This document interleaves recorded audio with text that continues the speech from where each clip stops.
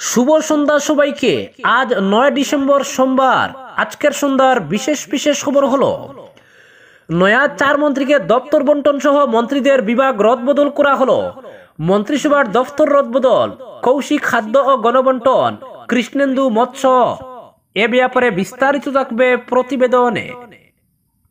হৃদয় বিদারক ঘটনা, মেয়ের বিয়ের বাজার করে বাড়ি আর ফেরা হলো না বাবার। আজ রংপুরে বাসের ধাক্কায় মৃত্যু। বিএসএফ এর সহযোগিতায় সীমান্তে কৃষি বিতরণ বীজ কীটনাশক। গুসাইপুরে মহাসড়কে ভয়ঙ্কর দুর্ঘটনা, আহত 3। বন্য হাতির আক্রমণে এক নরনারীর মৃত্যু, উত্তেজনা। লালার জয়মঙ্গল হাই স্কুলের ভবন নির্মাণে অনিয়ম, তদন্তের দাবিতে ডিসিকে স্মারকপত্র এলাকাবাসীর। কাটলিজোড়া বাজার এলাকায় অসহনীয় যানজট, প্রশাসনের ব্যর্থতায় তীব্র ক্ষোভ। ত্রিপুরা থেকে মালদা যাওয়ার পথে নিখোঁজ যুবক, বদরপুর থানায় মামলা। তীর জুড়ে আবর্জনা, ফের বরাকের জল দূষণের আশঙ্কা, সাফাই অভিযানে সতর্কীকরণ পর্ষদ কর্তার। এবং সর্বশেষ খবরটি হলো, কৃষ্ণেন্দু মন্ত্রী হওয়ায় সমহারে উন্নয়ন হবে দক্ষিণেও, বললেন বিধায়ক সিদ্দিক আহমেদ। 5টি পূর্ত রাস্তার কাজের ফলক উন্মোচন বিধায়কের। এবারে শুনুন বিস্তারিত খবর। নয়া 4 মন্ত্রীকে দপ্তর বন্টন সহ মন্ত্রীদের বিভাগ রদবদল করা হলো। নয়া 4 মন্ত্রীর মধ্যে খাদ্য গণবন্টন এবং মিনারেলস ও বরাক উন্নয়ন বিভাগের দায়িত্ব পেলেন কৌশিক রায়। কৃষ্ণেন্দু পাল পশুপালন মৎস্য বিভাগ, পূর্ত বিভাগের প্রধানমন্ত্রী গ্রামীণ সড়ক যোজনার দায়িত্বে রয়েছেন। প্রশান্ত ফুকন পেয়েছেন শক্তি নিয়োগ দক্ষতা বিভাগ, মেডিকেল শিক্ষা এবং রূপেশ গোয়ালা শ্রম কল্যাণ বিভাগ, হোম জেল হোমগার্ড। বাকি মন্ত্রীদের পোর্টফোলিও হলো, ডক্টর হিমন্ত বিশ্ব শর্মা গৃহ বিভাগ, পূর্ত মেডিকেল শিক্ষা, পীযূষ হাজারিকা তথ্য ও জনসংযোগ বিভাগ, জল সম্পদ বিভাগ, জয়ন্ত মল্ল বড়ুয়া হাউসিং এবং নগর বিষয়ক বিভাগ পিএইচই, ডক্টর রনজ পেগু শিক্ষা বিভাগ, উচ্চশিক্ষা বিভাগ, রঞ্জিত কুমার দাস পঞ্চায়েত গ্রাম উন্নয়ন পর্যটন বিভাগ, সাধারণ প্রশাসনিক বিভাগ, কেশব মহন্ত রাজস্ব ও তহবিল সংগ্রহ বিভাগ, তথ্য ও প্রযুক্তি বিভাগ, বিমল বোরা সংস্কৃতি বিষয়ক বিভাগ, শিল্প, চন্দ্রমোহন পাটোয়ারি সংসদ বিষয়ক বিভাগ, পরিবেশ ও বন বিভাগ, অতুল বোরা কৃষি আবগারি শিল্প শস্য আসাম চুক্তি বিভাগ, অজন্তা নেওক অর্থ বিভাগ, মহিলা ও শিশু কল্যাণ বিভাগ, নন্দিতা গার্লুসা ক্রীড়া ও যুব কল্যাণ বিভাগ, পূর্ত, যুগেন মোহন পরিবহন বিভাগ, পার্বত্য এলাকা উন্নয়ন ইত্যাদি, অশোক সিংহল স্বাস্থ্য ও কল্যাণ বিভাগ এবং সেচ বিভাগ, উর্খাও গৌরব ব্রহ্ম তাঁত এবং বস্ত্র বিভাগ। পরবর্তী খবরটি হলো, হৃদয় বিদারক ঘটনা, মেয়ের বিয়ের বাজার করে বাড়ি আর ফেরা হলো না বাবার। বাসের ধাক্কায় ঘটনাস্থলে প্রাণ হারান উদারবন শালগঙ্গার বাসিন্দা মঈনুদ্দিন লস্কর। আজ বেলা 2:30 নাগাদ শিলচর ইম্ফল জাতীয় সড়কের রংপুর আখড়ার সামনে নৈশ বাসের ধাক্কায় মৃত্যু হয় মঈনুদ্দিন লস্করের। জানা যায়, মঈনুদ্দিন লস্কর ও তার চালক স্কুটি করে উদারবন ফেরার পথে রংপুর আখড়ার সামনে পেছন দিক থেকে জগন্নাথ ট্রাভেলসের একটি বাস ধাক্কা দেয়। মঈনুদ্দিন স্কুটির পেছনে বসেছিলেন। বাসের ধাক্কায় ঘটনাস্থলে মারা যান। অল্প বিস্তর আহত হন চালক। দুর্ঘটনার পর বাসটি পালিয়ে গেলেও বাঁশকান্দি পুলিশ সেখানে আটক করতে সক্ষম হয়েছে। সূত্রে আরো জানা যায়, এদিন মঈনুদ্দিন তার স্ত্রী, মেয়ে এবং শালককে নিয়ে বাজার করতে শিলচর শহরে এসেছিলেন। বাজার শেষে স্ত্রী ও মেয়েকে সদরঘাটে অটোতে তুলে তারা দুইজন স্কুটি নিয়ে বাড়িমুখী হন। কয়েক কিলোমিটার যেতে না যেতেই এই ভয়ঙ্কর দুর্ঘটনার শিকার হন মঈনুদ্দিন। দুর্ঘটনার পর কিছুটা উত্তেজনা সৃষ্টি হলে পুলিশ এখানে পৌঁছে পরিস্থিতি নিয়ন্ত্রণের পাশাপাশি মৃতদেহ উদ্ধার করে ময়নাতদন্তের জন্য শিলচর মেডিকেল কলেজ হাসপাতালের মর্গে পাঠায়। এদিকে মর্মান্তিক দুর্ঘটনার খবর শালগঙ্গায় পৌঁছলে সুখের ছায়া নেমে আসে। পরবর্তী খবরটি হলো, ভারত বাংলাদেশ সীমান্তে কৃষি বিপ্লব। কুশিয়ারা নদী তীরে খাটাতারের ভেতরে থাকা নোম্যান্সল্যান্ডের পরিত্যক্ত শত শত বিঘা জমিতে শুরু হয়েছে কৃষিকাজ। আর্থিকভাবে স্বাবলম্বী হওয়ার স্বপ্ন দেখছেন সমাজে পিছিয়ে থাকা খাটাতারের ভেতরে থাকা বাসিন্দারা। দেশভাগের ফলে আসা নিজেদের জমি দীর্ঘ বছর থেকে জঙ্গলাকীর্ণ অবস্থায় থাকলে বিএসএফ এর 16 ব্যাটালিয়নের উদ্যোগে লক্ষ্মীবাজার থেকে লাভাসাইল অবধি প্রায় 8 কিলোমিটার এলাকা জুড়ে শুরু হয়েছে কৃষিকাজ। বিভিন্ন ধরনের শাকসবজি উৎপাদন করে বাজারজাত করে আর্থিকভাবে সচ্ছল হয়ে উঠেছেন প্রায় 50 জনের বেশি সীমান্তের কৃষক। রবিবার সীমান্তের কাঁটাতারের ভেতরে আয়োজন করা হয় বিএসএফ এর সিভিক অ্যাকশন প্রোগ্রাম। আর কৃষি বিভাগের আধিকারিকদের উপস্থিতিতে অনুষ্ঠানের মধ্য দিয়ে কৃষকদের কৃষিকাজ সম্বন্ধে সচেতন করার পাশাপাশি বিতরণ করা হয় বিভিন্ন ধরনের সবজি বীজ সহ কীটনাশক ঔষধ। উপস্থিত ছিলেন BSF commandant Sanjay Kumar, assistant commandant Anil Kumar, ওয়ানিশ রায়, রাকেশ কুমার, কৃষি বিভাগীয় আধিকারিক স্বরূপ দত্ত সহ অনেকে। পরবর্তী খবরটি হলো উদারবন থানা এলাকার গোসাইপুরে মহাসড়কের উপর ভয়াবহ দুর্ঘটনায় গুরুতর আহত হলেন 3 জন। আহত 3 জন হলেন শিলচর তারাপুর শিববাড়ি রোডের 19 বছর বয়সের ওমান ভট্টাচার্য ও 22 বছর বয়সের নিতু দাস এবং 67 বছর বয়সের আরকাটিপুরের ফারুক আহমেদ। দুর্ঘটনা ঘটে রবিবার রাত 8টা নাগাদ। জানা গেছে ফারুক স্কুটিতে চড়ে যাচ্ছিলেন, তখন একটি ইয়ন গাড়ির সঙ্গে স্কুটির সংঘর্ষ ঘটে। এতে ফারুক ছিটকে পড়ে গুরুতর আহত হন। এদিকে স্কুটির সঙ্গে সংঘর্ষের পর ইয়ন গাড়িটি নিয়ন্ত্রণ হারিয়ে ধাক্কা মারে পাশে দাঁড়িয়ে থাকা একটি টিপারে। এতে ইয়ন গাড়ির 2 আরোহী ওমান এবং নিতিও গুরুতর আহত হন। 3 জনকে চিকিৎসার জন্য পাঠানো হয়েছে মেডিকেল কলেজ হাসপাতালে।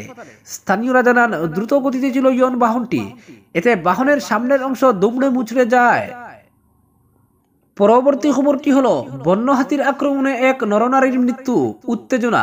রাজ্যের বিভিন্ন জেলায় বন্য হাতির তাণ্ডবে কৃষকের ক্ষয়ক্ষতির পাশাপাশি মৃতের সংখ্যাও বৃদ্ধি পাচ্ছে। রবিবার বন্য হাতির আক্রমণে এক নরনারীর প্রাণ গেল। মর্মান্তিক ঘটনাটি ঘটেছে গোয়ালপাড়ার বালিজানের নারায়ণপাড়ায়। বন্য হাতির আক্রমণে নিহত পুরুষ ও মহিলা হলেন রূপালী রায় ও রঞ্জন রায়। ঘটনাকে কেন্দ্র করে এলাকায় উত্তপ্ত পরিস্থিতি সৃষ্টি হয়েছে। মৃতদেহ দুটি উদ্ধার করা হয়েছে বলে জানা যায়। পরবর্তী খবরটি হলো তীর জুড়ে আবর্জনা, ফের বরাকের জল দূষণের সংখ্যা। শিলচর শহরের সরবরাহের জন্য জল উত্তোলন করা হয় মূলত সদরঘাটের সেতুর নিচে থেকে। তবে উজানের ফাটক বাজার, জানিগঞ্জ বাজার ও কালীবাড়িচরের বর্জ্য যেভাবে নদীর জলে ফেলা হচ্ছে তা শহরবাসীর স্বাস্থ্যের ক্ষেত্রে বিরাট নেতিবাচক প্রভাব ফেলতে পারে। এ নিয়ে সতর্ক করে দিলেন প্রদূষণ নিয়ন্ত্রণ পর্ষদের কর্মকর্তা। পর্ষদের শিলচর আঞ্চলিক পরীক্ষাগার তথা কার্যালয়ের উদ্যোগে সদরঘাটের ওপারে রংপুরে সচেতনতামূলক প্রচারের সঙ্গে সঙ্গে সাফাই অভিযানও চালানো হয়। পর্ষদের সুবর্ণ জয়ন্তী বর্ষে বছরভর বিভিন্ন কার্যসূচির অঙ্গ হিসেবে পুরসভা ও এনসিসির 62 নম্বর আসাম ব্যাটালিয়নের সহযোগিতায় চালানো হয় এই সাফাই অভিযান। সাফাই অভিযান শেষে পর্ষদের শিলচর আঞ্চলিক কার্যালয়ের ভারপ্রাপ্ত কার্যবাহী বাস্তুকার অরবিন্দ দাস জানান, কেন্দ্রীয় প্রদূষণ নিয়ন্ত্রণ পর্ষদ নিয়মিতভাবে দেশের বিভিন্ন নদীর জল নিয়ে বিশ্লেষণ করে থাকে। 2018 সালে এই বিশ্লেষণে দেখা গেছে বরাক নদীর জল দূষিত। তবে বিভিন্ন পদক্ষেপের পর এই নদীর জলকে বর্তমানে দূষণের গণ্ডি থেকে বের করে আনা সম্ভব হয়েছে। যদিও যেভাবে প্রতিনিয়ত নদী এবং নদী তীরে আবর্জনা ও মলমূত্র সহ অন্যান্য বর্জ্য ফেলা হচ্ছে, এতে ফের আসতে পারে সেই দূষণের দিন। এমনটা যাতে না ঘটে এজন্যই এভাবে সচেতনতামূলক প্রচার চালানো হচ্ছে বলে জানান তিনি। নদীতে আবর্জনা বা বর্জ্য ফেলা নিয়ে নিষেধাজ্ঞা রয়েছে সুপ্রিম কোর্টের। তবে বরাক নদীতে প্রতিদিন কি পরিমাণ আবর্জনা ফেলা হচ্ছে এদিন সকালের ভাগে সেতুর নিচের অংশটুকু সাফাই থেকে স্পষ্ট হয়ে গেছে। এই অংশ সাফাই করে যে আবর্জনা সংগৃহীত হয়েছে তা বয়ে নিয়ে যেতে কাজে লাগাতে হয় একাধিক গাড়ি। ওয়ান টাইম প্লাস্টিকের গ্লাস, বোতল, মাছের আঁশ, পচা সবজি, ছেঁড়া কাপড় থেকে দূরে মলমূত্র এসব যখন উঠিয়ে নিয়ে যাওয়া হচ্ছিল তখন দুর্গন্ধে এলাকায় টিকে থাকাটাই দায় হয়ে পড়ে। সেদিকে ইঙ্গিত করে অরবিন্দ বাবু বলেন, তীরে যখন ফেলা হচ্ছে তখন অবধারিতভাবে সেসব একসময় গিয়ে পড়বে নদীর জলে। এভাবেই দূষিত হয় জল। দূষিত জল পান যেমন মানুষের স্বাস্থ্যের পক্ষে ক্ষতিকর, তেমনি নদীতে থাকা জলজ প্রাণীগুলোর জীবনও ঠেলে দেয় সংশয়ের দিকে। তিনি বলেন, শুধু ফাটক বাজার, জানিগঞ্জ বাজার, কালীবাড়িচর, সদরঘাটের বাজার ও রংপুরের বাজারের আবর্জনা ও মলমূত্রই যে নদীর জল দূষিত করেছে এমন নয়। এ অঞ্চলে সর্বত্রই বাজারের আবর্জনা নদীর তীরে ফেলাটা যেন অভ্যাসে দাঁড়িয়ে গেছে। আর কিছু কিছু এলাকায় তো দেখা যায় শৌচালয়ের পাইপ সরাসরি এনে ফেলা হয়েছে নদীতে। সদরঘাটে যেমন শিলচর শহরের সরবরাহের জন্য জল উত্তোলন করা হয়, তেমনি জেলার বেশিরভাগ সরবরাহ প্রকল্পেরই জলের উৎস বরাক নদী। নদী থেকে জল উত্তোলনের পর সরবরাহের আগে যতই পরিশোধিত করা হোক না কেন, সব দূষিত ব্যাকটেরিয়া ধ্বংস করা যায় না। এতে মানুষের স্বাস্থ্যের ক্ষতি হচ্ছে নানাভাবে। এভাবে আমরা নিজেরা নিজেদেরই ক্ষতি ডেকে আনছি।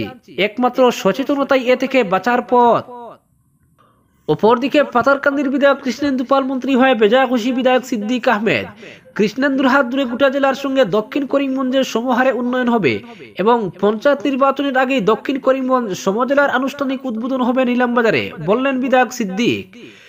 তার বিধানসভা কেন্দ্রে একাধিক প্রায় 3 কোটি টাকার মোট 5টি রাস্তার কাজের ফলক উন্মোচন করে কথাগুলো বলেন বিধায়ক সিদ্দিক আহমেদ। পরবর্তী খবরটি হলো লালার জয়মঙ্গল হাই স্কুলের ভবন নির্মাণে ব্যাপক অনিয়ম ও দুর্নীতির অভিযোগ তুলে তদন্তের দাবি জানিয়ে প্রয়োজনীয় পদক্ষেপ গ্রহণের আর্জি জানালেন জয়কৃষ্ণপুর এলাকার জনসাধারণ।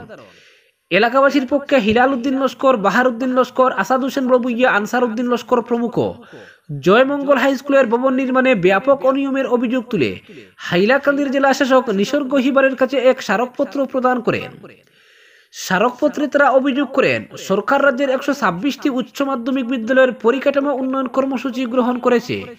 এর প্রেক্ষিতে কাটলিজোড়ার জয়মঙ্গল হাই স্কুলের ভবন নির্মাণের জন্য অর্থ মঞ্জুর করে যথারীতি কাজও শুরু হয়, কিন্তু মুখ্যমন্ত্রী ডক্টর হিমন্ত বিশ্ব শর্মার স্বপ্নের প্রকল্পের কাজে ব্যাপক অনিয়ম করছেন বিভাগীয় ঠিকাদার সরাব হোসেন রবুইয়া।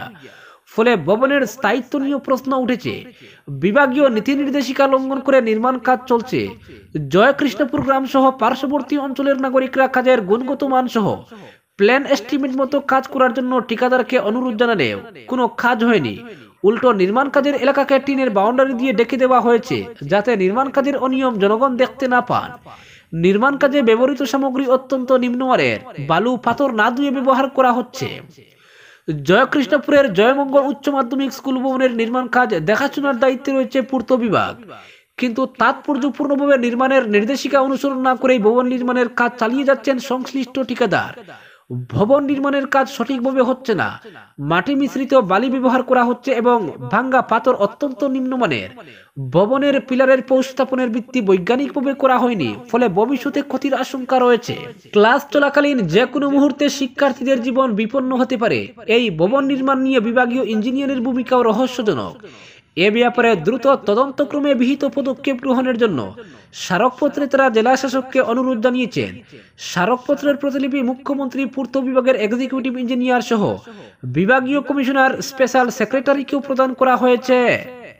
পরবর্তী খবরটি হলো কাটলিজোড়া বাজার বাসস্ট্যান্ড এলাকার ক্রমবর্ধমান যানজট সমস্যা, ফুটপাত বেদখল সহ সাপ্তাহিক বাজারে অব্যবস্থা চরমে পৌঁছেছে। প্রতিদিন বাজার বাসস্ট্যান্ডে জ্যাম থাকে, দুদিকে যানজটে পথচারীরা উদ্বিগ্ন। এ নিয়ে সমস্যা দ্রুত সমাধান করা হবে বলে প্রায় 2.5 মাস আগে কাটলিজোড়ার সার্কেল অফিসার বিডিও জনসাধারণকে আশ্বাস দিয়েছিলেন, কিন্তু আজ অবধি সমস্যার কোনো সমাধান হয়নি, যার ফলে কাটলিজোড়া বাজার বাসস্ট্যান্ড হয়ে স্কুল কলেজের শিক্ষার্থী থেকে শুরু করে সাধারণ মানুষকে প্রতিনিয়ত চরম দুর্ভোগ পোহাতে হচ্ছে। বিশেষ করে বুধবার সাপ্তাহিক বাজারবার সকাল হতেই কাটলিজোড়া বাজার বাসস্ট্যান্ড থেকে শুরু করে দীর্ঘ সড়ক পথের দুই দিক ব্যবসায়ী সহ যানবাহনের দখলে চলে যায়। উল্লেখ্য, গত সেপ্টেম্বর মাসের দ্বিতীয় সপ্তাহে কাটলিজোড়া ডেভেলপমেন্ট ব্লকের সভাকক্ষে সার্কেল অফিসার মৃগাক্ষী দাস, ভারপ্রাপ্ত বিডিও সীমান্ত বিশ্বাসের উপস্থিতিতে অনুষ্ঠিত এক সভায় কাটলিজোড়ার বিশিষ্ট নাগরিকরা অংশ নিয়ে কাটলিজোড়ার যানজট সহ বিভিন্ন সমস্যার চিত্র তুলে ধরে অবিলম্বে তার সমাধানের জোরালো দাবি জানিয়েছিলেন। সেই সময় জেলা প্রশাসনের পক্ষ থেকে সার্কেল অফিসার মৃগাক্ষী দাস দ্রুত সমস্যার সমাধানে বিহিত পদক্ষেপ গ্রহণের আশ্বাস দেন। তখন সার্কেল অফিসার কাটলিজোড়ার যানজট সমস্যার সমাধানে দ্রুত বিহিত পদক্ষেপ করার জন্য কাটলিজোড়া পুলিশকে আহ্বান জানিয়েছিলেন, কিন্তু তাৎপর্যপূর্ণভাবে আজ পর্যন্ত যানজট সমস্যার সমাধানে কোনো ধরনের পদক্ষেপ পরিকল্পনা গ্রহণ করা হয়নি। বাজার বাসস্ট্যান্ড এলাকায় দুর্ঘটনার আশঙ্কা প্রকট। উল্লেখ্য, কাটলিজোড়া বাজার বাসস্ট্যান্ড এলাকায় যানজট এক নিত্যনৈমিত্তিক সমস্যা হয়ে দাঁড়িয়েছে। প্রতিনিয়ত কাটলিজোড়া বাসস্ট্যান্ডের যত্রতত্র যানজট লেগে থাকায় দুর্ভোগ পোহাচ্ছেন পথচারী সহ সাধারণ মানুষ। যত্রতত্র ই রিক্সা, অটোরিক্সা থেকে শুরু করে বিভিন্ন ধরনের যানবাহন পার্কিং করে প্রতিনিয়ত যানজট সৃষ্টি করা হলে পুলিশ প্রশাসন কোনো ধরনের পদক্ষেপ করছে না বলে অভিযোগ উঠেছে। স্কুল কলেজ টাইমে যানজটের ফলে S K Roy college, Chalmers higher secondary school সহ বিভিন্ন স্কুলের পড়ুয়ারা দুর্ভোগ পোহাচ্ছে। কাটলিজোড়ার সর্বত্রই যানজটের ফলে দুর্ভোগ পোহাচ্ছেন এলাকার নাগরিক, স্কুল কলেজ পড়ুয়া থেকে শুরু করে সর্বস্তরের জনগণ। প্রায় প্রতিদিন সকালে কাটলিজোড়ার যানজট সমস্যা ভয়াবহ আকার ধারণ করে প্রধান সড়কে যানজটের জাতাকলে পিষ্ট হচ্ছেন সাধারণ মানুষ। এক অস্বস্তিকর পরিস্থিতির মুখে এসে দাঁড়িয়েছে বর্তমান পরিস্থিতি, কিন্তু তারপরেও নির্বিকার কাটলিজোড়ার পুলিশ প্রশাসন। বাসস্ট্যান্ডের প্রধান সড়কের দুই পাশে পার্কিং প্লেস বানিয়ে এখন দাপিয়ে বেড়াচ্ছে ছোট বড় মাপের যানবাহনগুলি। ডিজেল অটোর পাশাপাশি টুকটুকির অবাধ গতিবিধি সব মাত্রা পেরিয়ে গেছে। এছাড়া ট্রেভেলার, ম্যাজিক, সুমো, ক্রুইজার এসব গাড়ি যেখানে খুশি সেখানে দাঁড়িয়ে মর্জি মাফিক যাত্রী তুলনামা করতে দেখা যায়। কাটলিজোড়া এই চিত্র প্রতিদিনের। মালবাহী ট্রাক যত্রতত্র মালপত্র লোড আনলোড করলেও নির্বিকার পুলিশ, যার ফলে পেছনে লম্বা লাইন তৈরি হয়ে যানজটের আকার ধারণ করে। কাটলিজোড়ায় উপযুক্তভাবে ট্রাফিক নিয়ম বলবৎ না থাকায় এই পরিস্থিতি প্রতিদিন তৈরি হচ্ছে বলে ভুক্তভোগী জনগণের অভিযোগ। জেলা প্রশাসন নির্দেশ দিলে পুলিশ সুপার কাটলিজোড়ায় ট্রাফিক পুলিশ মোতায়েন করতে পারেন। এদিকে কাটলিজোড়ায় বাজার বাসস্ট্যান্ড এলাকায় প্রতিদিন 5 শতাধিক যানবাহন পার্কিং করা হয়। এর জন্য কাটলিজোড়া অঞ্চলবাসী জেলা কমিশনার নিসর্গ হিবারের হস্তক্ষেপ চেয়েছেন। অন্যদিকে বুধবার সাপ্তাহিক বাজারে কাটলিজোড়া রাজীব ভবনের পিছনে কিছু ব্যবসায়ী মুদি দোকান নিয়ে বসেন।